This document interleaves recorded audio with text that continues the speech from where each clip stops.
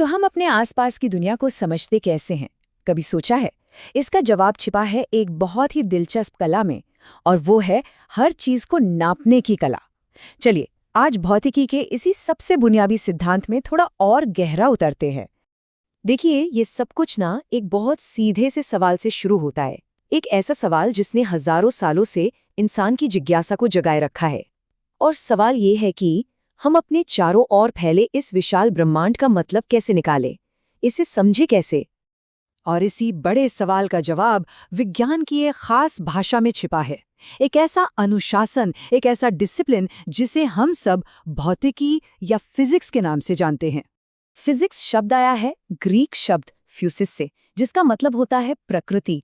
तो असल में फिजिक्स और कुछ नहीं बल्कि खुद प्रकृति का विज्ञान है। यही वो विज्ञान है जो हमें सबसे छोटे कण यानी एटम से लेकर बड़ी बड़ी आकाशगंगाओं तक हर चीज को समझने में मदद करता है।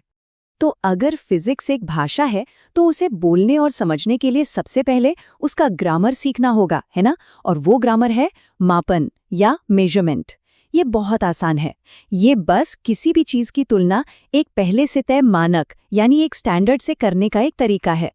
तो ठीक है, चलिए अब इस भाषा की सबसे जरूरी शब्दावली मतलब इसकी वोकैब्युलरी को समझते हैं, और वो है भौतिक राशियां और उनके मात्रक यानी कि यूनिट्स, जो उन राशियों को असल मतलब देते हैं।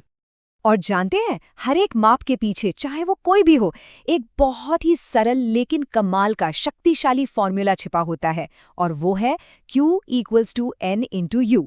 मतलब कोई भी राशि उसके परिमाण और मात्रक के गुणा के बराबर होती है। इसे ऐसे समझिए, अगर हम कहते हैं दूरी 7 है तो इसका कोई मतलब नहीं बनता, लेकिन जैसे ही हम कहते हैं दूरी 7 मीटर है तो बात पूरी तरह साफ हो जाती है। यहाँ 7 जो है वो है परिमाण और मीटर है मात्रक यानी यूनिट, जो उस 7 को सही संदर्भ, सही कॉन्टेक्स्ट दे रहा है। अच्छा, अब दुनिया में मापने के लिए तो अनगिनत चीजें हैं, है ना? तो जाहिर है इन सबको समझने के लिए एक सिस्टम की जरूरत पड़ेगी, इन्हें व्यवस्थित करना पड़ेगा।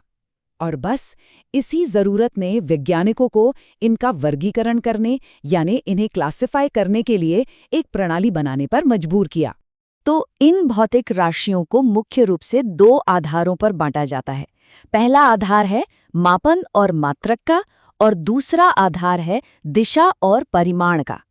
चलिए अब एक एक करके इन दोनों को समझते हैं। तो पहला वर्गीकरण जो दिशा और परिमाण पर आधारित है वो बहुत सीधा है।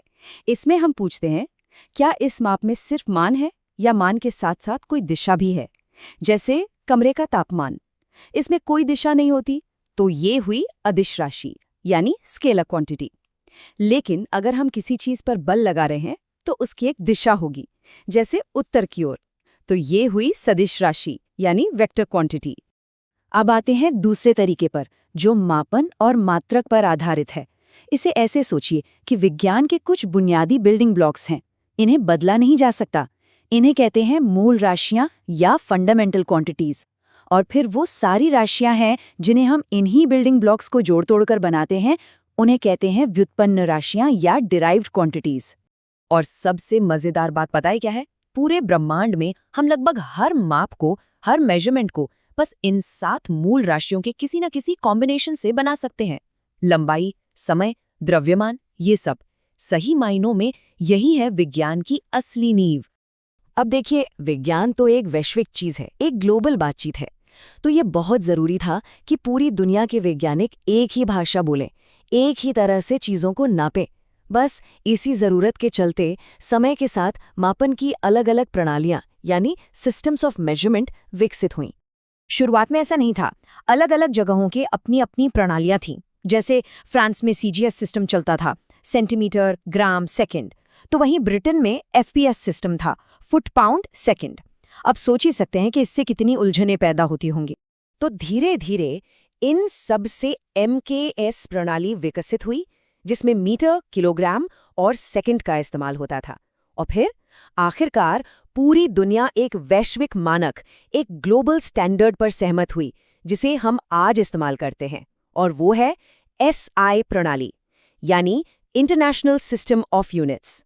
साल 1971 में एसआई प्रणाली को अंतर्राष्ट्रीय स्तर पर अपनाना, विज्ञान की दुनिया में एक बहुत बड़ा, एक ऐतिहासिक पल था। सोचिए, इसने दुनिया भर के वैज्ञानिकों को एक कॉमन भाषा दे दी, जिससे मिलकर काम करना यानी कोलैबोरेशन करना बहुत ज़्यादा आसान हो गया। तो अब जब हमारे पास ये एक स्टैंडर्ड सिस्टम है, तो देखते हैं कि कैसे ये सरल से दिखने वाले बिल्डिंग ब्लॉक्स हमें हमारी रोजमर्रा की चीजों से लेकर ब्रह्मांड के बड़े बड़े रहस्यों तक सब कुछ नापने की जबरदस्त शक्ति देते हैं। एक बहुत आसान सा उदाहरण लेते हैं, चाल यानी स्पीड का। इसका मात्रक क्या है? मीटर प्रति सेकंड। ये कैसे बना? बहुत सिंपल। हमने बस दूरी के मूल मात्रक मीटर और समय के मूल मात्रक सेकंड को मिला दिया और बन गई एक व्युत्पन्न राशि। और मजे की बात यह है कि ये सिलसिला यहीं नहीं रुकता। अब बल यानी फोर्स को ही देख लीजिए। इसे हम न्यूटन में मापते हैं, है ना? पर ये न्यूटन भी असल में द्रव्यमान, लंबाई और समय जैसी मूल राशियों का ही कॉम्बिनेशन है। और फिर इसी बल से हम कार्य यानी वर्क को डिफाइन कर सकते हैं, जिसे जूल में मापा जाता है। देख रहे हैं कैसे हर एक नई कॉन्सेप्ट पिछली वाली पर कितनी खूबसूरती से टिकी हुई है। सब कुछ एक दूसरे से जुड़ा है। और यही नहीं, मापन के यही बुनियादी सिद्धांत, यही फंडामेंटल प्रिंसिपल्स हमें इतनी विशाल, इतनी बड़ी खगोलीय दूरियों को नापने की ताकत देते हैं कि हम उनकी ठीक से कल्पना भी नहीं कर सकते, जैसे प्रकाश वर्ष या लाइट ईयर। तो कुल मिलाकर विज्ञान की ये जो सार्वभौम भाषा है, ये हमें ब्रह्मांड के बारे में और भी गहरे और भी बड़े सवाल पूछने की शक्ति देती है। तो सवाल ये है कि सबसे छोटे कण से लेकर सबसे बड़ी आकाशगंगा तक मापन की ये भाषा भविष्य में हमारे लिए और कौन-कौन से रहस्य खोलेगी।